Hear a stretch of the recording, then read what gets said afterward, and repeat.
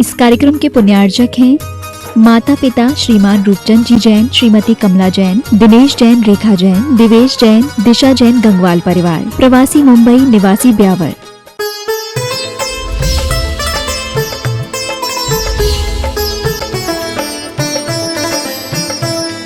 ये स्वयंभू स्तोत्र है जिसका आचार्य भगवान प्रतिदिन 3 बार पाठ करते थे। सुबह, दोपहर और शाम की सामायिक में स्वयंभू स्तोत्र और नंदीश्वर भक्ति गुरुदेव की प्रिय रही। ऐसे स्वयंभू स्तोत्र जिसके माध्यम से अध्यात्म को हम अपने आत्मसात कर सकते हैं। एक एक कारिका के माध्यम से आचार्य समंतभद्र स्वामी ने जैन दर्शन का सार हम सबको देने का प्रयास किया है। और न केवल जैन दर्शन में हमने जन्म लिया, जैन कुल में जन्म लिया इसलिए वह अच्छा है, ऐसी दृष्टि से नहीं। क्योंकि मैंने पहले भी कहा है कि भक्तों की परीक्षा लेने वाले तो भगवान बहुत हुए हैं, लेकिन भगवान की परीक्षा लेने वाला भक्त एक ही हुआ है और वो है आचार्य समंतभद्र स्वामी महाराज, जिन्होंने आप्त परीक्षा नामक ग्रंथ लिखा। आप्त यानी भगवान, भगवान की परीक्षा। ऐसे हम हर किसी को भगवान नहीं कि आपने रख दी यहाँ पर, हाँ पत्थर लो पूजना शुरू कर दो, ऐसा सिस्टम हमारे यहाँ नहीं। हम तो सच्चे देव किसको बोलें, सच्चे गुरु किसको बोलें, सच्चे शास्त्र किसको बोलें। जब तक हम परीक्षा नहीं करेंगे तब तक अंधविश्वास वाला काम नहीं कि हाँ सबने आर के जैन साहब जा रहे हैं सो हम भी चले जाएं, वी के जैन साहब जा रहे हैं सो हम भी चले जाएं, ऐसा काम नहीं। ये तब जाकर ही धर्म की आगे प्रभावना भी होती है और वह आगे भी बढ़ता है, अन्यथा अवरोध आ जाता है। और उस अवरोध को दूर करने के लिए बहुत सारे पॉइंट यहाँ पर आचार्य समंतभद्र स्वामी ने दिए। अरनाथ भगवान की स्तुति कल ही पूर्ण हुई और उस अरनाथ भगवान की स्तुति में स्वयंभू स्तोत्र में आचार्य भगवत ने बहुत अच्छी बात कही कि उन्होंने जो पद्यानुवाद किया है, जो आप लोग पढ़ते भी हैं हिंदी वाला, जिसको टाइम नहीं रहता तो वो हिंदी वाला पढ़ लेता है कि आदिम तीर्थंकर प्रभो आदिनाथ मुनिनाथ आदि व्याधि अडमट, ये वाला। तो यही इसमें अरनाथ भगवान की स्तुति करते हुए कहते हैं आचार्य भगवान, नाम मात्र भी नहीं रखो, नाम काम से काम, लला में आत्म में करो, विराम आठो याम, नाम धरो अर नाम तम, अत स्मरू अविराम, अनाम बन निज धाम में, काम करूं कत काम। यानी हम काम को वश में कर कर अपने उस अर यानी पाप भी होता है, उस पाप का नाश कर दें, उसको हमेशा के लिए ही हम जड़ से समाप्त कर दें। लेकिन आज ऐसा नहीं हो रहा और उसमें अनेकों श्लोकों के माध्यम से, 20 श्लोक के माध्यम से आचार्य समंतभद्र स्वामी ने बताया कि आप जब तक मोह का नाश नहीं करेंगे, क्योंकि मोह है महामद पियो अनादि, भूल आपको भरमत व्याधि। समझ में आ रहा है? ये मोह रूपी मदिरा सब पी रखी है और सब नशे में। अभी मैं आपको बोलूं आप नशे में हो या नहीं हो, बोलो इटारसी वालों। नशे में ही है। तो इसी प्रकार से अरे आप नहीं, हाँ संजोलन हमारे पास में भी बैठा हुआ है अभी, सूक्ष्म लोभ तो है, बोलो लोभ है या नहीं हमारे में? लोभ है तभी तो यहाँ आज तवा नगर के इस डैम पर आ गए कि चलो भैया थोड़ा कम है इधर से, अच्छा है और बढ़िया। तो लोभ ऐसा नहीं, लोभ सबके पास में है, लेकिन कुछ प्रशस्त है कुछ अप्रशस्त है।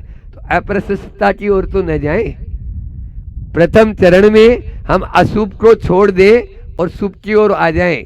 शुद्ध मिलेगा जब मिलेगा, लेकिन उसका रास्ता यही है, रास्ता यही है। इस रास्ते के माध्यम से ही हम आगे बढ़ सकते हैं। और कल उन्होंने बताया था कि भगवान की जो है, आप यदि सर्वता शब्द लिखते हो तो वह हमेशा गलत है। आपकी कोई भी बात हो यदि उसमें सर्वता लगा दिया तो वह गलत है, और यदि आपने कथनचित लगा दिया तो वही बात आपकी सही है। जो सही बात है वो भी गलत बात है, वो भी सही हो जाएगी। कथनचित ये 7 शब्द का कमाल है। 7 शब्द, शादवाद जिसको अपन कहते हैं, अनेकांत और साधवाद। तो अनेकांतो पनेकांत प्रमाण ने अनेकांत है, अनेकांत में अनेकांत तो है ही, एकांत भी है। ऐसा कल बहुत सारी बात की। और हाइकू गुरु जी का था, एक से नहीं एकता से काम लो, काम कम हो। एक से नहीं एकता से काम लो, काम कम हो। यदि मैनेजमेंट करने वाले जानते हैं कि यदि डिवाइडेशन किसी चीज को अपन कर देते हैं तो लोड कम हो जाता है। वैसे भी आज जमाना है LML। LML मतलब क्या है? लोड मत लो, बस लोड मत लो। LML का जमाना है भी, टेंशन लेने का भी नहीं और टेंशन देने का भी नहीं। वही बात आचार्य भगवान आज 19वें तीर्थंकर जो बाल ब्रह्मचारी भी हैं, ऐसे मल्लीनाथ भगवान की स्तुति करते हुए भी कह रहे हैं कि हम सर्वज्ञ किसको माने और किसका वह सर्वज्ञ है, प्रणाम करते हैं। सब लोग उन सर्वज्ञ के चरणों में झुक जाते हैं। कौन है वे सर्वज्ञ? पहले श्लोक में वही बता रहे हैं।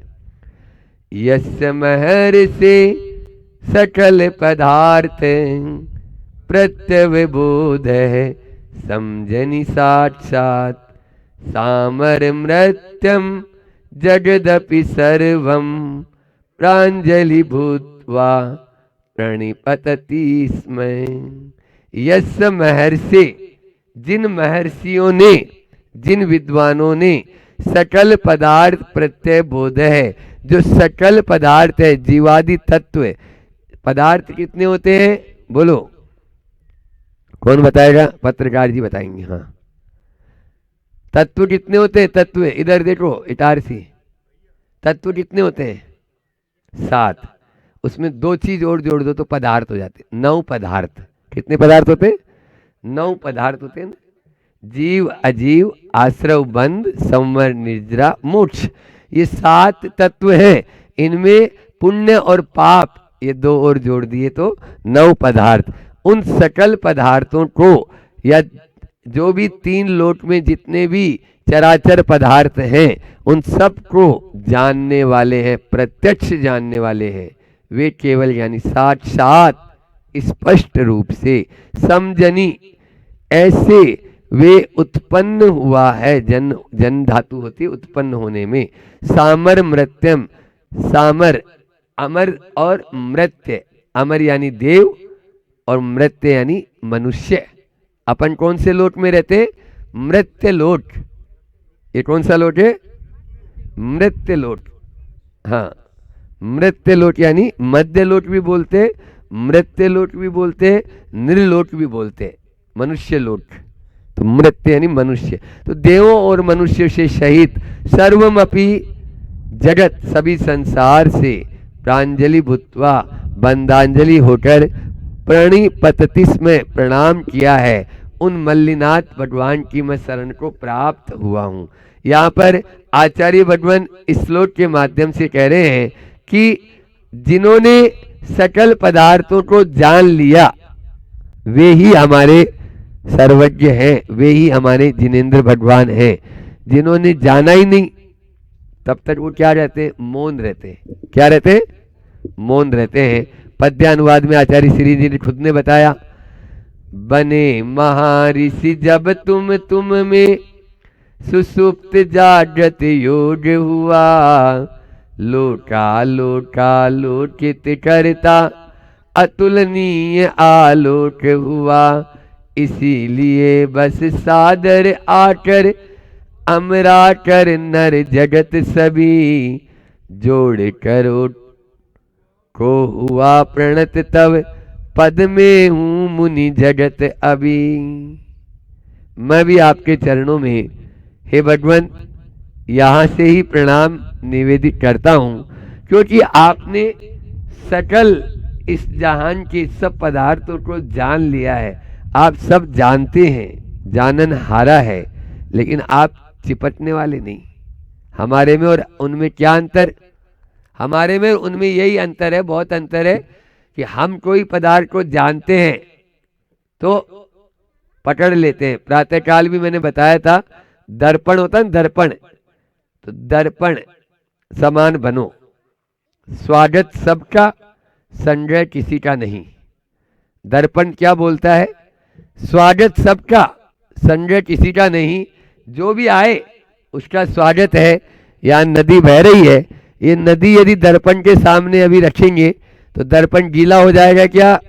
बोलो राजेश भैया, नहीं होगा।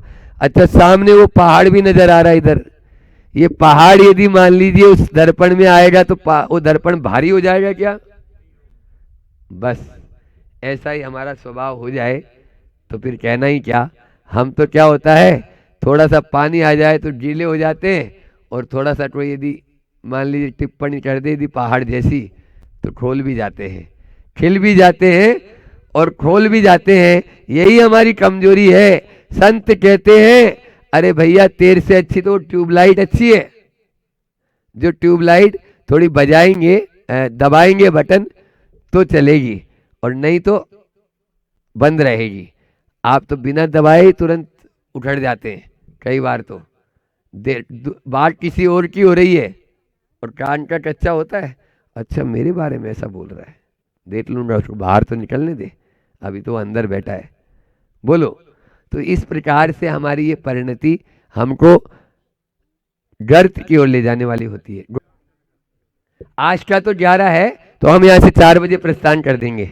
4 बजे बोले हमें बीके जैन साहब, 4 के पहले तो नहीं निकलना।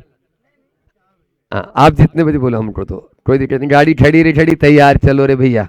यहाँ पर आचार्य भगवान ने मल्लीनाथ भगवान की स्तुति करते हुए कहा कि भगवान आपने सब लोट आलोकित करता, अतुलनीय आलोक रहा। यह जो सब पदार्थ को आप जानते हैं, तभी जान पाएंगे जब हमारा मोह ढीला हो जाएगा। इस मोह को ढीला करना जरूरी है। आगे उसी के बारे में और भी बता रहे हैं कि आपने अपने शरीर और वाणी इन दोनों के माध्यम से ही जीवों को प्रभावित किया। क्योंकि अभी हम यहाँ पर बैठे हैं, जब हमारे जैसे अदने से एक मुनि महाराज जी से आप प्रभावित हो रहे हैं, तो 3 लोग के नाथ यदि तीर्थंकर होंगे और वो यहाँ पर बैठे रहेंगे या जो उनके संपर्क में आएगा तो क्या हालत होती होगी? पागल हो जाते होंगे वो लोग तो, है ना। गुरु जी जब आ जाते हैं तो क्या होता है, बिल्कुल फिर कुछ नहीं दिखता, फिर क्या है। तो इस प्रकार से वही बात यहाँ पर अगले श्लोक में कह रहे हैं, यस्य च मूर्ति कनकमयी वै स्वस्फुरदाबा कत परिवेशा वागपि तत्वं कथयितु कामा सात्पद पूर्वा रमयति साधुन। आचार्य भगवान यहाँ पर कह रहे हैं कि हे भगवान, यस्य च मूर्ति कनकमयी, कनक यानी क्या होता है? सोना, कनक के समान, सुवर्ण से निर्मित होने के समान। यस्य च मूर्ति, यस्य कस्य? मल्लिनाथस्य, मल्लिनाथ की। हे भगवान आपकी मूर्ति कैसी है? बोलो बच्चों बताओ, कितने तीर्थंकर सोने के समान होते हैं? बोलो। 2 गोरे 2 सांवले, 2 हरिहर 2 लाल, 16 तीर्थंकर जी सोने के समान। पाठशाला में पढ़ते हो ना? नहीं पढ़ते? 2 गोरे 2 सफेद, 2 लाल 2 रेड, 2 काले 2 हरे। समझ में आया? हो गए 8। अब बच्चे कितने? 16। 16 तीर्थंकर किसके रंग के होते हैं? सोने के समान होते हैं, स्वर्ण के समान। ऐसे वे स्वर्ण के समान मल्लिनाथ भगवान चमक रहे हैं, दमक रहे हैं।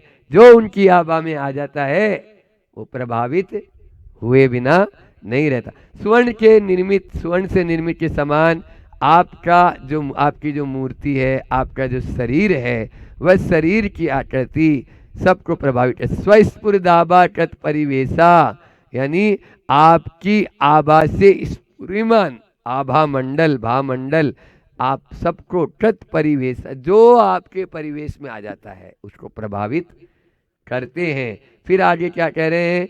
शा तत्वम कृतयुत कामा, तत्वम यानी तत्व, वस्तु स्वरूप को प्रकाशित करने के अच्युत जो भी है, 7 पद पूर्वा, 7 पद से सहित यस्य आपकी वागपि यानी वाणी, साधून भव्य जीवों को रमयति प्रसन्न करती है। अभी आप लोग यहाँ इस कौन सा तवा डैम पर बैठे हैं, तो मन कैसा हो रहा है आपका, बोलो ना। हाँ, अच्छी फीलिंग आ रही है। और जब नीचे चले गए थे आज, फिर कैसा लग रहा था? 1 मंजिल गए थे, 2 मंजिल? हाँ, जहाँ बड़े महाराज जी हैं उससे उतना ही और नीचे है, वहाँ पे 2 चैनल है, वहाँ नहीं जाना आपको, हम वहीं सामायिक किए थे आज, ठीक है ना। हाँ, वो उसके उससे भी डबल नीचे है, और वहाँ जाके और लगभग उससे भी बड़ी चैनल, ऐसे 2 पैनल, यानी ऊपर तो एक ही है, नीचे 2 हैं। एक बार पहले भी ओमकार से गए थे, तब नीचे जाने का अवसर हुआ था। अभी इसमें भी आज भी कोल्ड स्टोरेज में आप लोगों ने पहुंचा दिया, बहुत ठंडा रहता है यहाँ पर। ये जो है तवा डैम पर ये विद्युत बनती है। तो ऐसे ही भगवान की वाणी शीतलता प्रदान करने वाली है, और भगवान का शरीर आकर्षित करने वाला है, भव्य जीवों को प्रसन्न करने वाला है, मन प्रफुल्लित हो जाता है, प्रमुदित हो जाता है। गुरुदेव ने क्या कहा पद्यानुवाद में, तव तन आभा तप्त स्वर्ण सी, तन की चारों ओर सई, परिमंडल की रचना करती, यह शोभा नहीं और कहीं, वस्तु तत्व को कहने आतुर, 7 पद वाली तव वाणी, दोनों मुनिजन को हर साथी, जिनकी शरणा सुखदानी। दोनों मुनिजन कौन? दुर्लभ सागर जी और संदान सागर जी। दोनों मुनिजन को हर साथी, जिनकी शरणा शुद्ध। अरे दोनों मतलब उनका शरीर और उनकी वाणी, दोनों ही सब मुनिजनों को, मुनिजन का मतलब यहाँ पे मुनि का मतलब केवल इस भेष वाला मुनि नहीं, साधु जन, जो भी साधु हैं, अच्छे सज्जन लोग हैं, उन सब का दिल को प्रसन्न करने वाली होती है। क्या? आपकी वाणी। मीठे रस से बरूरी गुरु वाणी लागे, जिन वाणी लागे मने, मल्लीनाथ की प्रतिमा गणी प्यारी लागे। इस प्रकार से आप लोग भजन गाते हो, तो निश्चित रूप से यह हमारे लिए एक कार्य है। इस प्रकार से ये 2 श्लोक हो गए, एक श्लोक और ले लेते हैं कि आगे वे बता रहे हैं कि हे भगवान, आप जो है आपका बिहार होता है ना, वो बिहार भी बड़ा सुखदायी होता है। क्या होता है? हम क्यों बताएं, महाराज बता रहे हैं खुद ही। यस्य पुरुस्ताद विगलति माना, न प्रतितीर्थ्या भुवि विवदन्ते, भूरपि रम्या प्रतिपदमासीत्, जात विकोत्साम्बुज मृदुहासा। यहाँ पर जात विकोत्साम्बुज मृदुहासा, यस्य पुरुस्ताद, यस्य यानी जिनके, पुरुस्ताद यानी आगे, विगलित माना, गलित मान हो गया है, प्रतितीर्थ्या हमारे से विरोधी, जो भी दूसरे लोग आपके जो विरोध में खड़े होते हैं, उनका मान गलित हो गया इस भूवि यानी पृथ्वी पर। न विवदन्ते, विवाद नहीं करते थे, और जिनके विहार के समय भूरपि पृथ्वी भी प्रतिपदम डट डट पर, जात विकोसाम्बुज मृदुहासा, विकसित हुए कमलों के से कोमल हास को धारण करती हुई, रम्य मनोहर आसीत हुई थी। हे प्रभु, आपके बिहार से जो आपके प्रतिद्वंदी है ना, वो भी शांत हो गए थे। भगवान के प्रतिद्वंदी वही हो सकता है, ये बताओ। सूरज को निकलने से एक कोई चिढ़ रहती है, वो कौन है? उल्लू। सूरज के आने से एक का ही मन खराब होता है, ये कहां से आ गया? उल्लू। जो लेट उठता है वो कौन है? बोलो न खुशी। यदि सूरज को आने के बाद कोई यदि उठता है और वो अरे ये हमारी खुशी तो भैया सूरज के उठने के बहुत पहले उठ जाती है। हाँ आर्यन, हाँ ठीक है, आर्यन का नाम ही आर्यन है। तो सुनो, हम ये बोलना चाह रहे थे कि जिन जिन को सूरज के आने के बाद रजाई ऊपर मुंह पे लेने की भावना होती है वो कौन है? बोलो ना, आवाज नहीं आई। अरे यार ठीक है चलो। तो यश से तो यहाँ पर भी यही बात कह रहे हैं कि तीर्थंकर अनेकांतवादी होते हैं और भगवान आदिनाथ के समय उनका पोता मारीस था ने, वो 383 मतों को चला चुका था और 383 मत 363 मत, वो 363 मत जो है वो सब एकांतवादी है। मन मानी तज प्रतिवादी जन तब सम्मुख हो गतमानी, वाद करे नाथ कुतर्क करते जब प्रभु पूर्ण हो ज्ञानी। वाह। तथा आपके शुभ दर्शन से हरी भरी हो भी लसती, खिली कमलिनी मृदुतम सीय दरा सुंदरा भी हंसती। खिली हुई जैसे कमलिनी होती है, कमल की जो पत्नी होती है ना कमलिनी कहलाती है। हाँ मतलब कमल, खिला हुआ कमल, कमलिनी प्रमुदित कर देती है मन को, उसी प्रकार से ये पूरी की पूरी धरा खिल उठती है। इस प्रकार से आज 3 श्लोकों के माध्यम से आचार्य भगवंत हमको कह रहे हैं कि पहले श्लोक में बताया कि हे भगवान आपको केवल ज्ञान हो गया, आपने इस तीनों लोकों के चराचर पदार्थ को जैसे ही जानने लगे तो देवता लोग आपके चरणों में आके नतमस्तक हो गए और मनुष्य भी आपके चरणों में नतमस्तक रहते। फिर दूसरे श्लोक में बताया कि आपकी शरीर और आपकी वाणी दोनों ही हमें जीवों को प्रभावित करने वाली, जो आपके शरीर के संपर्क में आ गया, जो आपके वाणी जिसने सुन ली वो समझ लो तर गया। इसी भावना के साथ बोलिए अहिंसा परमो धर्म की। आचार्य गुरुवर विद्यासागर जी महामुनि राज। भगवान बनना है, भगवान के बाजू में बैठना है, वो तीर्थंकर बनने की कला को आत्मसात करना है, वो भगवान बनने की हैसियत को अपने अंदर लेके आना है। उसकी चर्चा चल रही है और उसका मंगलाचरण अपना। तीर्थंकर बनना है तो हिंसा का तांडव हटाना होगा, तीर्थंकर बनना है तो झूठ का वमन करना होगा, तीर्थंकर बनना है तो चोरी का दामन छोड़ना होगा, तीर्थंकर बनना है तो कुशील का जाल तोड़ना होगा और तीर्थंकर बनना है तो परिग्रह का आग्रह छोड़ना होगा, तीर्थंकर बनना है तो जीवन को निर्दोष बनाना होगा, तीर्थंकर बनना है तो सप्तशील की ओर मुड़ना होगा और तीर्थंकर बनना है तो अष्ट प्रवचन मातृकाओं की ओर झुकना होगा। और अपनी चर्चा चल रही है काय की कुशील का जाल तोड़ना होगा और महाराज जी ने आज का वो पूरा प्रवचन ही कुशील के जाल पर किया आएगा। वही बात, वही ब्रह्मचर्य की बात चल रही है। 1-2 प्रवचन और होंगे फिर आगे की अपन चर्चा करेंगे। फार्मिंग इज द मोर, अपना खुद का क्या चारित्र है उस पर अपनी चर्चा चल रही हैगी। मकान बनाने से पूर्व मकान को टिकाने के लिए खंभों की या ढांचा रचा जाता है। इन खंभों के माध्यम से ये मंदिर टिका हुआ है, जिनके सहारे पूरा मकान मजबूती से खड़ा रहता है। उसी प्रकार अगर जीवन की सफलता की ओर हमें बढ़ना है, कदम बढ़ाना है, तो उसमें मूल्यों का और नैतिकता का ढांचा बनाना पड़ता है।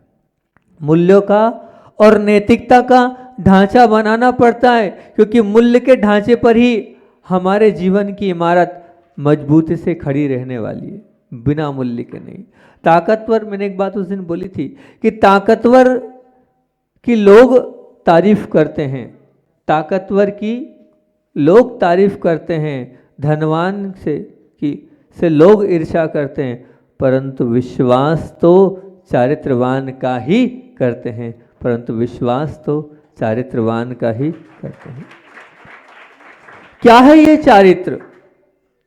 क्या है ये चारित्र? मूल्य है चारित्र। क्या है ये मूल्य? मूल्य मतलब किसको कहते हैं मूल्य? तो जिसे संभालने में सब कुछ छोड़ा जा सकता है वह है मूल्य। जिसे संभालने के लिए सब कुछ छोड़ा जाता है वह है मूल्य। सब कुछ मिलता हो फिर भी जिसे छोड़ने का विचार भी नहीं किया जा सकता है वह है मूल्य, उसको कहते हैं मूल्य। मूल्य अलग होती है। जैसे मूल्य क्या है, तो मूल्य को अगर हम समझें तो जैसे सोने की फ्रेम वाले चश्मे मिलने के लिए आँख का सौदा नहीं किया जाता है कि भैया अगर आपको कोई सोने की फ्रेम दे कि बहुत सुंदर सोने की फ्रेम है ये ले लो, तो आप से कहे कि उसके बदले आपकी आँख दे दो, तो शायद आप तैयार नहीं होगे। करोड़ रुपए मिलते हुए लेकिन बदले में आप कभी अपनी माता या बहन या पत्नी का सौदा नहीं करते हो। वैसे ही ध्यान रखना, आँख बंद होते ही जो मूल्यहीन बन जाता है, या संपत्ति सामग्री या सुख या संपत्ति कितनी भी हो कैसी भी हो कि परंतु उसके अनुभव करने के लिए अमूल्य ऐसे चारित्र ऐसे पवित्र ऐसे सद्गुणों का सौदा कभी भी नहीं किया जाता है और ना ही करना चाहिए। परंतु क्या कहें, सुख शरीर और मन, सुख शरीर और मन केंद्रित होता है जबकि मूल्य आत्म केंद्रित होता है। मूल्य से तात्पर्य समझ लेना क्या चल रही है अपनी चर्चा। मूल्य मतलब चारित्र। वो चारित्र कैसा होता है, बोले चारित्र आत्म केंद्रित होता है। वो चारित्र मूल्य मन केंद्रित नहीं होता है, आत्म केंद्रित होता है। उत्तेजना के केंद्र में शरीर और मन होते हैं जबकि मूल्यों के केंद्र में आत्मा होती है। सुख ढलान का प्रतिनिधित्व करता है जबकि मूल्य पर्वत का प्रतिनिधित्व करती है। अगर चारित्र है तो आप ऊंचाई पर है। सुख कथीर है जो मुश्किलों की आग में पिघल जाता है, लेकिन ध्यान रखना वो जो मूल्य वो जो चारित्र वो स्वर्ण है जो कष्टों की आग के बीच भी विशुद्ध होकर बाहर आता चला जाता है, वो कहलाता है चारित्र।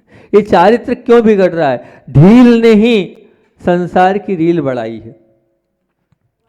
ढील ने ही संसार की रील बढ़ाई है। आप जितने ढीले बनते चले जाएंगे उतना ही आपका संसार बढ़ता चला जाएगा। ढोंग ने ही संसार के कोण को बढ़ाया है।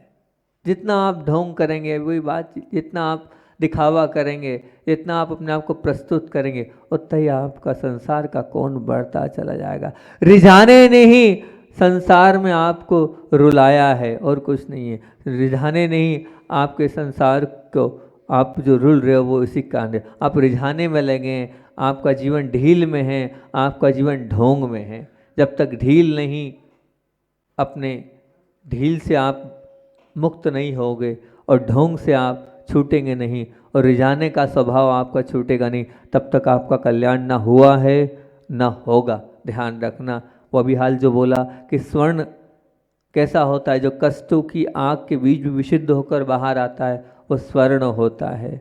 मतलब कहने का तात्पर्य यही है कि तूफानों के बीच भी दीपक प्रज्वलित रखना बहुत कठिन है, अत्यंत कठिन है। वो सुख, वो सूर्य के प्रखर प्रताप के बीच भी अपने अस्तित्व को टिकाए रखना उस ओस की बूंद के लिए अत्यंत कठिन है। पर और तो और बहुत सारी वो लोमड़ियाँ हैं, उन लोमड़ियों के बीच में स्वयं को सुरक्षित रख पाना, वो एक रोटी का टुकड़ा हो या भोजन का टुकड़ा हो तो वो या कोई लेके बैठा हो तो शायद बहुत मुश्किल है। इसी प्रकार प्रलोभनों के तूफान के बीच में मूल्यों को टिकाए रखना अत्यंत कठिन है, बहुत कठिन है। मूल्य मतलब क्या? मूल्य मतलब अपना स्वयं का चारित्र। मतलब आपका मूल्य क्या है? आपका मूल्य आपका चारित्र है। आपका मूल्य आपका ब्रह्मचर्य है, वो आपका मूल्य है, वो आपकी कीमत है, वो आपका सब कुछ है। वो मूल्य, तो मूल्यों का उपहास हो रहा है ऐसे इस युग में। मूल्य निष्ठा को टिकाए रखना भी बहुत कठिन है। क्या? क्योंकि क्या है कि मन का उपदेश, मन का जो उपदेश का उतना असर नहीं होता जितना असर अनुभव का होता है। मतलब हम कितना ही उपदेश दें लेकिन आपको उस उपदेश का शायद असर नहीं होगा जितना असर काय का होगा, अनुभव का होता है। और कभी तो ऐसा भी होता है कि अनुभव का असर है लेकिन दूसरों के अभिप्राय के लिए, दूसरों की चाह के समक्ष हम स्वयं के अनुभव को भी गौण कर जाते हैं। स्वयं के माध्यम से हमने चोट खा ली है उसको भी गौण कर जाते हैं। क्यों? क्योंकि हमारा जो बटन है वो हमारे हाथ में नहीं है, हमारा जो जीवन है वो हमारे हाथ में नहीं है, हमारी पतवार हमारे हाथ में नहीं है, हमारी डोर हमने दूसरों को दे रखी है। तो वो दूसरा अपने हिसाब से हमें चलाता है, तो हम अपने अनुभव को भी गौण कर जाते हैं। और इस वास्तविकता को समझ लेना बहुत ज़रूरी है, क्योंकि वर्तमान युग मूल्य प्रतिष्ठा का नहीं है, वर्तमान में युग मूल्य ह्रास का है, अपितु मूल्य उपहास का हो गया। मूल्य उपहास मतलब आज के दौर में नीतिमत्ता की पूंछ पकड़ कर रखोगे तो मार खाओगे, ये आप लोगों की धारणा और ये आप लोगों की मानसिकता है। सरल बनोगे तो आपको लोग नोच खाएंगे, ये आपकी धारणा बनी हुई है कि हम सरल सहज रहेंगे तो आपको क्या होगा, पूरी दुनिया नोच खाएगी। पवित्रता की बातें करेंगे तो लोग आपको पागल समझेंगे, कहाँ है पवित्रता की बात कर रहा है। समय के साथ कदम नहीं मिलाएंगे तो आपको लोग पिछड़ा हुआ समझेंगे, नहीं अभी कपड़े वैसे नहीं पहनेंगे तो लोग पिछड़ा समझेंगे, वैसे ही कपड़े पहनो जैसे सब लोग पहन रहे हैं, वैसे ही सब कुछ अपने आप को प्रस्तुत करो जैसे। उनके जीवन में दुख और कष्टों के अलावा और है क्या, मतलब क्या है, हम वैसा नहीं करेंगे। मतलब वो कहते कि धर्म से यदि सुख मिलता होता तो वर्तमान काल में जो इतने भी धर्मी लोग हैं उनके जीवन में दुख और कष्टों के अलावा है क्या। धर्म करोगे तो मिलना क्या है, मिलना तो वही है दुख या कष्ट, उसके अलावा कुछ मिलना ही है। और पाप से यदि दुख ही मिलता होता तो देख लो वर्तमान काल में इतने सारे पापी लोग हैं, उन सब पापियों को देख लो, खा पी कर वो मौज कर रहे हैं। ये बहुजन और बहुत सारे लोगों की ये धारणा है, अभिप्राय है, और सतत ऐसा ही अभिप्राय सबके मुख से सुनने को मिलता है। इसलिए मूल्य क्या है, मूल्य के प्रति निष्ठा टिकाए रखना इस युग में आसान काम नहीं है, इस युग में बहुत बहुत बहुत बहुत कठिन काम है अपने आप को टिकाए रखना। क्योंकि मंदी के माहौल में कमाई बढ़ाते रहना ये बहुत बड़ी चुनौती होती है। मंदी का माहौल है और उसमें कमाई बढ़ जाए तो व्यक्ति बहुत महान कहलाता है, और पूंजी टिकाए रखना तो और बड़ी चुनौती है कि अपना कम से कम उसने धन तो बचा के रखा है, वो और बहुत बड़ा है। लेकिन इस मूल्य ह्रास और मूल्य उपहास के इस माहौल के बीच में अपनी खुद की स्थिर प्रतिष्ठा करना वो बहुत बड़ी चुनौती होती है, और मूल्य निष्ठा को कायम रखना और बड़ी चुनौती होती है। और उसके बावजूद मतलब क्या है, क्योंकि पूरा हर चाहे कहीं भी जाएंगे आप, कहीं किसी और भी पहुंचेंगे आप, हर जगह आपको आपके वर्तमान युग की परिप्रेक्ष्य में चलना होगा। आपको जैसा माहौल है उस माहौल में ढलना होगा। अगर आप उस माहौल में नहीं ढलते हैं तो आपको लोग क्या कहते हैं, गाँव का गाँवड़ेला है, ये क्या है, गांव का है इसलिए कुछ आता नहीं है इसको, ये कहेंगे। इस चक्कर में आप अपने आप का मूल्य ह्रास कर लेते हो, आप अपने आप को नीचे गिरा लेते हो, और आप अपने आप को सबके साथ चलने के चक्कर में अपने आप को वैसा बना लेते हो और अपने जीवन को नीचा गिरा लेते हो। लेकिन ध्यान रखना, शिष्ट पुरुषों के वर्ग में चुनौतियां जो स्वीकार करता है वही महान कहलाता है, वही आदर्श बनता है, वही उत्कृष्ट बनता है। अपने जीवन को हमें वन वे मार्ग में एक मार्गी रास्ता नहीं बनाना है, हमें तो स्वतंत्रता के साथ जिस जीवन से हमारे जीवन में उत्कृष्टता आए वैसे जीवन को हम जिएंगे तो निश्चित तौर से हमारा जीवन उत्कृष्ट और महान बन जाएगा, बहुत अच्छा बन जाएगा। लेकिन बनाना हमारे अंदर है। आज अगर वास्तविकता में अच्छा अपने को बनाना है तो 4 बहुत अच्छी बातें बता रहा हूँ, इससे अपने जीवन को तोलना। क्या आपका जीवन ऐसा है? बहुत काम की 4 बातें आपको बोल रहा हूँ, और नहीं है तो ये 4 बातें अपने अंदर लाने का प्रयास करना। ये जो 4 बातें बोल रहा हूँ इससे वास्तविकता में आपका जो जीवन है वो उत्कृष्ट बन जाएगा, महान बन जाएगा। ये गुरुदेव के मुख से ये 4 बातें सुनी थी मैंने जब मूलाचार का स्वाध्याय चल रहा था। तो मूलाचार के स्वाध्याय में गुरुदेव रोज रोज रोज रोज इतनी अच्छी अच्छी चीज़ें बताते थे और ऐसी ऐसी चीज़ें बताते थे तो जिनको वो कहते थे कि ये चीज़ अपने अंदर परखना, ये चीज़ अपने अंदर तोलना। ये मैं आज का थर्मामीटर दे रहा हूँ, इस थर्मामीटर से आप अपने आप को बहुत अच्छा बना सकते हो, बहुत अपने जीवन को उत्कृष्ट बना सकते हो। तो आचार्य भगवान ने वो 4 बातें बोली, वो 4 बातें आपको बोल रहा हूँ। उस दिन का पूरा वक्तव्य इस 4 बात पे, मूलाचार तो एक तरफ, लेकिन ये 4 बातें उन्होंने बताई। सबसे पहले अगर क्या, सबसे पहले हृदय की कोमलता, हृदय की कोमलता। दूसरी मन की सरलता, दूसरी मन की सरलता। तीसरी स्वभाव की शीतलता, तीसरी स्वभाव की शीतलता। और चौथी वचन की मधुरता। चौथी वचन की मधुरता। आचार्य श्री जी ने कहा ये आपको थर्मामीटर दे रहा हूं मैं, अपने हृदय में कितनी कोमलता है आपके अंदर। आपका हृदय कोमल है कि नहीं? देखो, अगर आपका हृदय कोमल है, कोई जीव को देखकर, किसी के दुख को देखकर, किसी की पीड़ा को देखकर, किसी के कष्ट को देखकर अगर आपके मन में कोमलता है तो समझना हृदय की एक कोमलता है आपके अंदर। मन की सरलता। मन की सरलता से तात्पर्य क्या है? जो मेरे अंदर है वही मैं बाहर प्रस्तुत करूंगा। अगर आपका जीवन वैसा है तो बहुत अच्छी बात है, और मन में कुछ और बाहर कुछ तो मन की सरलता नहीं है। बताओ हमारे मन की सरलता है, हृदय की कोमलता है या नहीं है? और तीसरा, स्वभाव की शीतलता। जो आपके पास आए वो गदगद हो जाए, वो शीतलता है कि नहीं? क्योंकि आप ध्यान रखना, गुस्सा या क्रोध करने के परिणाम सामने होने के बाद, कंप्लेंट की पोजीशन होने के बाद भी अगर आपको गुस्सा नहीं आ रहा है तो वो आपके स्वभाव की शीतलता है। मतलब निमित्त सामने दिख रहा है, आपको गुस्सा आना चाहिए, और गुस्सा आने के बाद भी अगर गुस्सा नहीं आ रहा है तो वो क्या है? वो है स्वभाव की शीतलता है कि नहीं? परखो थर्मामीटर के बाद कि मेरे पास वो शीतलता है कि नहीं। उस समय में अपने आप को कि सब सामान्य माहौल में तो ठीक है, लेकिन उस माहौल में आपके अंदर शीतलता है कि नहीं। और चौथी है वचन की मधुरता।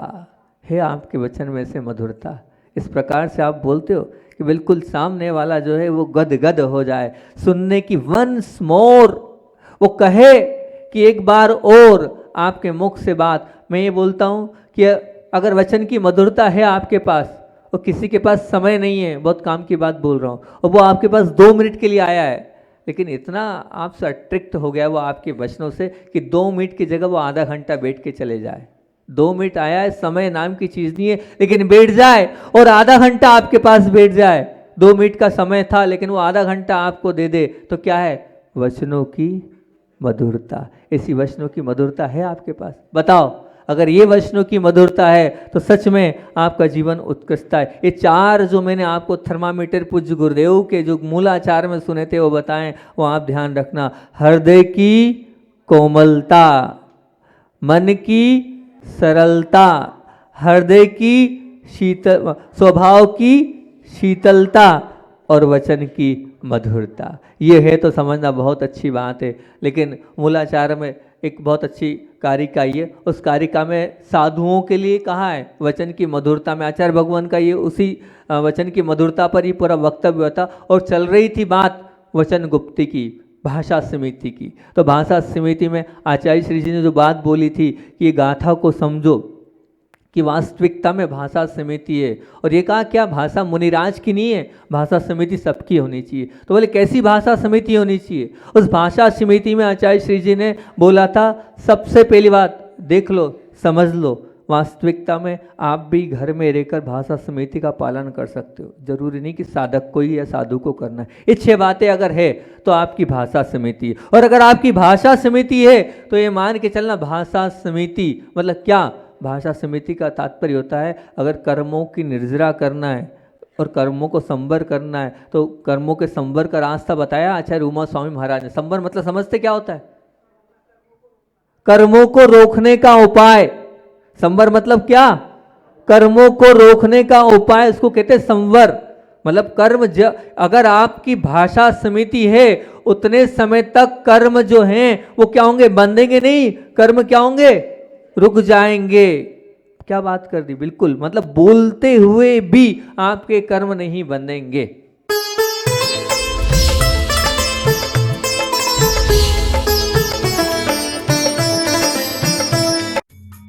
इस कार्यक्रम के पुण्यार्चक थे माता पिता श्रीमान रूपचंद जी जैन, श्रीमती कमला जैन, दिनेश जैन, रेखा जैन, दिवेश जैन, दिशा जैन, गंगवाल परिवार, प्रवासी मुंबई निवासी